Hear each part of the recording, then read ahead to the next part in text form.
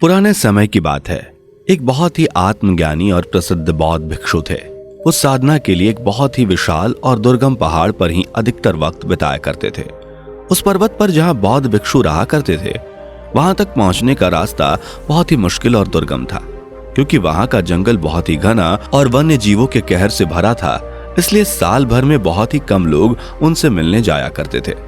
उन बौद्ध भिक्षु से सिर्फ वही लोग मिलने जाया करते थे जो उनसे मिलने का बहुत ही इच्छुक होता, या फिर जिनके कोई बड़ी विपदा होती, वही उनसे समाधान पूछने के लिए जाते। ज्यादातर व्यक्ति बौद्ध भिक्षु से तभी मिल पाते जब वो उस पर्वत के नीचे आते। एक बार पर्वतारोहियों का एक समूह उस पर्वत पर भ्रमण करने गया, तो वहां उनको किसी ने बौद्ध भिक्षु के ज्ञान और उनकी बुद्धिमत्ता के बारे में बताया। उनके ज्ञान और बुद्धिमत्ता को जानकर पर्वतारोहियों ने उनसे मिलने का निर्णय लिया। फिर वो उस ऊंचे और दुर्गम पहाड़ पर चढ़ते हुए आखिरकार वो बौद्ध भिक्षु की गुफा तक पहुंच गए। वहां उन्होंने देखा कि बौद्ध भिक्षु और उनके कुछ शिष्य अपनी साधना में बैठे थे। उन्हें साधना में देखकर पर्वतारोही उनसे कुछ ही दूरी पर खड़े रह गए। थोड़ी देर बाद जब बौद्ध भिक्षु ने अपनी आंख खोली तो उन्होंने देखा कि पर्वतारोहियों का एक समूह उनके सामने खड़ा है। उन्हें देखकर बौद्ध भिक्षु ने पूरे सम्मान के साथ उनका अभिवादन करके उन्हें बैठने के लिए कहा। कुछ देर तक बैठने के बाद उन लोगों ने अपनी अपनी समस्या बौद्ध भिक्षु को बताने का विचार किया, लेकिन उनमें से इस बात को लेकर बहस होने लगी कि अपनी समस्या सबसे पहले कौन बताएगा। सभी एक दूसरे को कह रहे थे कि मेरी समस्या ज्यादा बड़ी है, इसलिए पहले मैं अपनी समस्या का समाधान पूछूंगा। धीरे धीरे उनकी बहस ज्यादा होने लगी। उनकी आपस में ऊंची ऊंची आवाजें वाली बहस करते देखकर बौद्ध भिक्षु ने कहा, तुम सब शांत हो जाओ, आपकी समस्या का मेरे पास समाधान है। इतना कहकर बौद्ध भिक्षु वहां से उठकर अपनी गुफा के अंदर गए और वो कुछ कागज, कलम और एक कटोरी लेकर बाहर आ गए और बौद्ध भिक्षु बोले, तुम सभी लोग एक गोला घेर कर बैठ जाओ और एक एक कागज, कलम लेकर उसमें अपनी समस्या लिखकर अपने कागज के टुकड़े को मोड़कर उस कटोरी में डाल दो। सभी ने ऐसा किया। वो गोल घेरा बनाकर बैठ गए और अपनी अपनी समस्या कागज में लिखकर उस कागज को कटोरी के अंदर डाल दिया। फिर उसके बाद बौद्ध भिक्षु ने कटोरी को उठाकर उसे अच्छी तरह से हिलाया और उन कागजों के टुकड़ों को अच्छे से मिला दिया।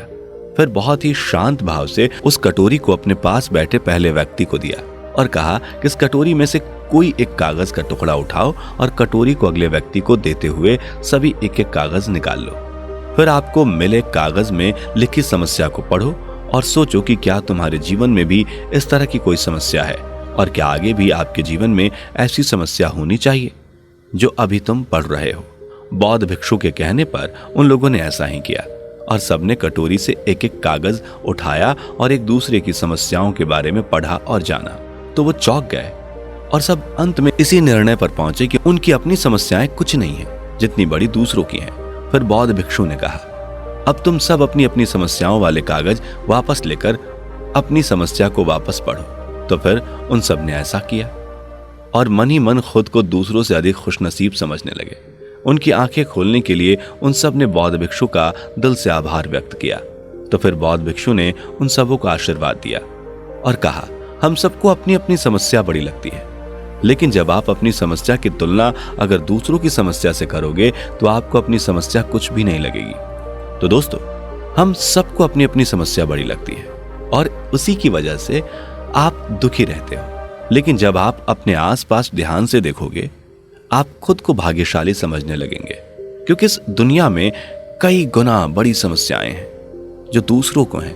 हम अक्सर छोटी छोटी परेशानियों को लेकर अपने जीवन और अपने किस्मत को कोसते रहते हैं, जिनमें से ज्यादातर परेशानियां तो ऐसी होती हैं जिन्हें हम थोड़ी सी मेहनत और दिमाग लगाकर समाप्त कर सकते हैं।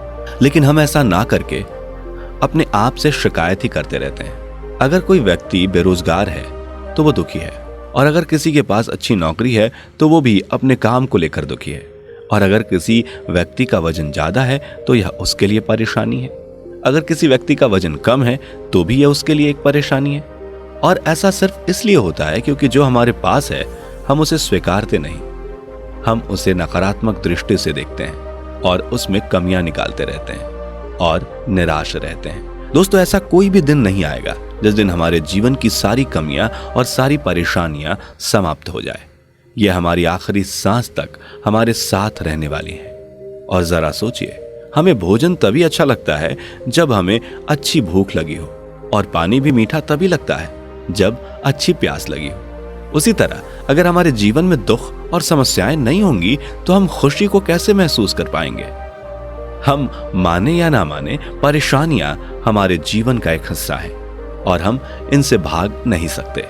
हमें इनका सामना करना ही पड़ेगा, और समस्याओं का सामना करने का पहला नियम है कि हम इन्हें दिल से स्वीकार करें और इनके समाधान के लिए उचित कदम उठाएं, क्योंकि समस्याओं से बचने का केवल एक ही तरीका है, उनका समाधान निकाल लो। तो दोस्तों, अगर आप भी अपने जीवन को बेहतर तरीके से जीना चाहते हैं तो बौद्ध भिक्षु की बातों को अपने जीवन में जरूर अपनाएं। भले ही उन्होंने इन बातों को सैकड़ों साल पहले कही हो, लेकिन आज भी उनके विचार आपको सफल इंसान बनने में सहायता करेंगे। आपको यह कहानी कैसी लगी, कमेंट करके जरूर बताएं, और इस तरह की और भी ज्ञानवर्धक कहानियां सुनने के लिए इस चैनल को सब्सक्राइब और फेसबुक पेज को फॉलो जरूर करें।